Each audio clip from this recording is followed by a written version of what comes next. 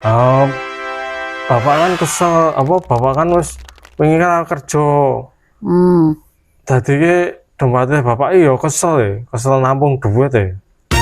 Lah kan Bengi-bengi kok juragane ngebel ngopo iki WA-an ki. Gawean wis sesuk wae bengi-bengi kok ya WA-an.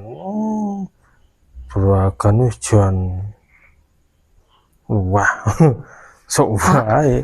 Pak, Oh, baik. Hah? Pak iki kok Apa? DT mingguan kok urung dinaiki piye iki?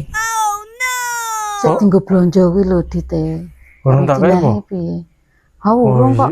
Wah, Iki iki urung kecicil ngene kok. nganu ana sing kesel ya, Bu. Maksudnya? Bapak kan kesel bapak kan wis wingi kan kerja. Dadi ki dompete bapak iya kesel nampung duit e. Lah kan sing kesel bapak udu nganune to. Gaweane kan tetep ono to.